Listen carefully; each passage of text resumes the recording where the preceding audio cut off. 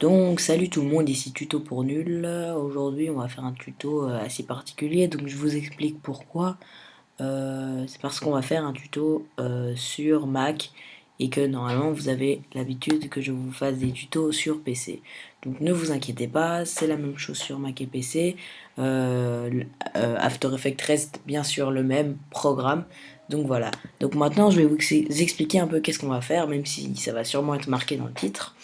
Donc je vais vous expliquer. Voilà, donc vous voyez qu'il y a ma main et dès que l'autre main passe, du feu va apparaître sur ma paume, sur la paume de ma main. Donc le feu va ressembler à ça. Donc voilà, je me suis procuré cette image sur, dans un DVD donc de vidéo copilot. Donc j'ai pris le DVD en HD parce que l'autre était beaucoup plus cher et qu'en plus il était très très lourd. Donc je pense que j'en ai pour environ 12 Go pour le HD et pour le Full HD, enfin c'est le 2K qu'ils appellent. J'en ai pour 31 Go et donc je trouvais ça, même si j'ai un disque dur assez gros, je trouvais ça un peu trop pour des vidéos surtout comme ça. Surtout que je trouve que la qualité est vraiment superbe, même en HD, donc je ne vois pas voilà pourquoi j'aurais dû prendre le Full HD. Donc vous voyez que j'ai les deux vidéos, donc c'est exactement les mêmes, c'est juste que celle-là, vous voyez que je ne peux pas la lire, qui me met qu'elle fait 0 kilo-octets et que voilà. Donc je l'ai converti et ça a donné ça. Sauf que j'ai besoin de celle-là sur After Effects parce que c'est la seule qui peut se faire incruster. Donc c'est que le fichier d'origine. Donc si vous avez After Effects, ne convertissez pas, même si vous pouvez pas la lire sur QuickTime. Vous prenez le fichier d'origine que vous saurez de toute façon lire sur After Effects. Donc commençons par le commencement. Donc dans ce tuto, je vais vous expliquer comment faire donc un tracking, comment faire un masque qui va se bouger avec plusieurs images et comment faire une incrustation voilà, d'une vidéo, et pour ma part ce sera du feu. Donc tout d'abord vous prenez votre vidéo de base et vous la glissez ici, donc sur cette petite icône, pour que la composition fasse la même taille et exactement le même temps que votre vidéo. D'ailleurs ça ne va pas servir à grand chose pour moi vu que je vais la rapetissir vraiment beaucoup parce que ma main n'arrive pas tout de suite et donc je ne trouve pas ça très intéressant qu'on voit juste une main comme ça dans le vide.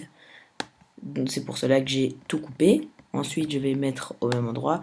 Et pour regarder que c'est exactement à la bonne image, vous appuyez sur le petit bouton plus. Donc, si vous avez un clavier numérique, sur le clavier numérique. Et si vous n'en avez pas, vous trouvez le plus et vous appuyez dessus. Et le bouton moins. Pas pareil pour le clavier numérique ou pas. Donc, voilà. Moi, pour ma part, je n'en ai pas. Donc, ensuite, votre vidéo ressemblera à ça. Ou bien, enfin, vous n'êtes pas obligé de prendre cette vidéo là. Bref. Ensuite, vous ne glissez pas tout de suite votre torche, votre vidéo du feu. Voilà, donc si vous voulez, je vous mettrai la description du lien pour acheter le DVD de Vidéo Copilot. Vraiment, c'est un super, c'est des deux super DVD, parce que oui, il y en a deux, parce qu'il y a vraiment tout, les balles, il y a des détonations de fusil, on voit le feu par exemple, il y a des débris, donc si jamais il y a quelque chose qui explose dans un mur par exemple, ou voilà, c'est vraiment hallucinant comme toutes les petites vidéos sont bien faites. Donc je vous conseille vivement, si vous voulez vous procurer ce genre de vidéos, de regarder sur internet, donc Vidéo Copilot.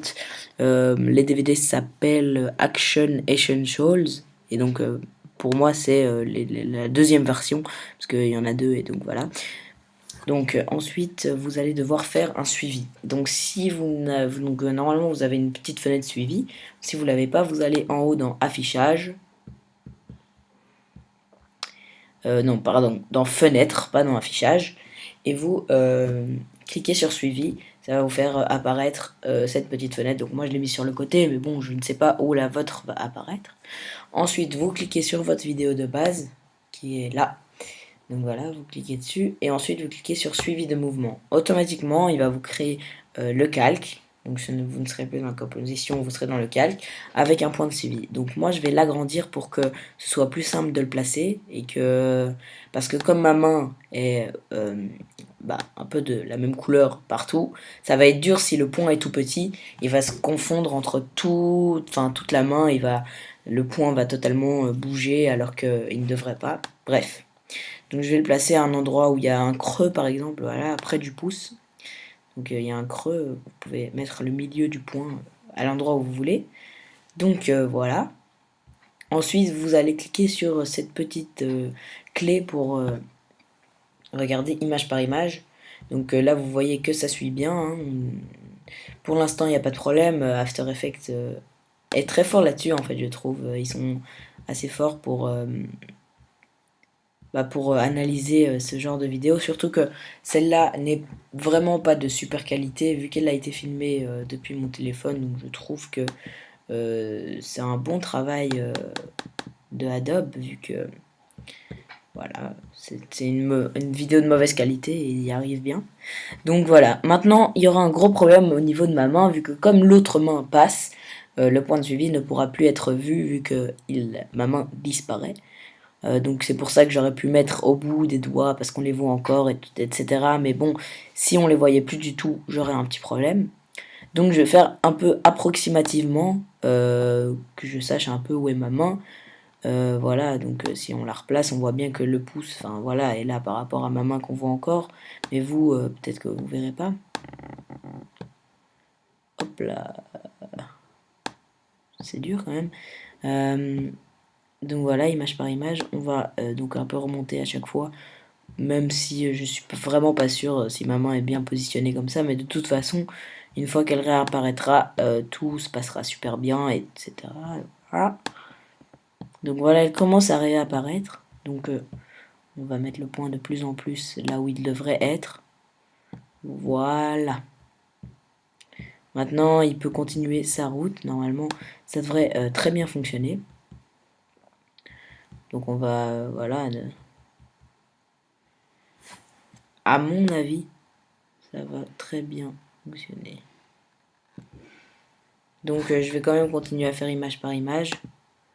Vous savez quoi, on va lire la vidéo juste pour voir s'il n'y a pas un point qui bug.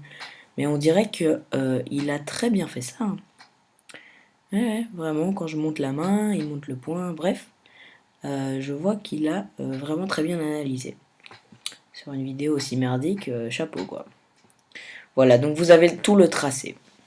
Ensuite, vous n'importez non plus pas votre vidéo de feu. Vous allez d'abord créer un objet nul. Donc c'est un objet qui n'apparaîtra pas sur votre image. Et ensuite, donc vous allez le placer donc par rapport au premier point. Donc voilà, comme vous voyez, le tracking est très bien fait, je trouve. Voilà. Donc l'objet nul est créé. Et ensuite, vous allez cliquer ici, toujours dans votre fenêtre suivi, vous allez cliquer sur définir la cible. Et donc, il va vous demander calque ou contrôle du point d'effet. Bon, moi, il est grisé parce que j'en ai pas, bref. Donc, vous allez sur calque, bien sûr, et vous choisissez votre objet nul. Pour ma part, c'est nul 1, voilà, c'est le nom de base. Donc, vous cliquez sur OK. Donc, vous appuyez sur appliquer et X et Y, vu que c'est un tracking 2D. Ah oui, donc je précise bien que c'est un tracking 2D. Donc si vous voulez faire en 3D, ce n'est pas voilà, c'est la même chose. Donc une fois que j'ai fait appliquer, vous voyez que le petit carré ici, il va suivre la main. Il va rester toujours au même endroit de la main. Bon là, il bug un peu quand la main passe, mais voilà, vous voyez qu'il reste tout le temps au même endroit de la main quand elle se lève. Voilà, parce qu'il a été lié au tracking. Donc c'est ça que je trouve assez bien, c'est que c'est très facile. Ensuite, vous allez importer la torche, qui n'est pas du tout de la bonne taille. C'est pour cela que dès que vous allez l'importer, il y aura ces petits carrés. Vous allez directement la rapetisser, enfin l'adapter à votre main. Et donc moi, dès le départ, je vais la mettre déjà sur ma main. Donc même si l'autre main n'est pas encore arrivée. Et voilà, donc comme vous voyez, elle ne reste pas du tout avec la main quand la main va se lever, voilà. Donc le tracking n'a pas été du tout fait sur la flamme.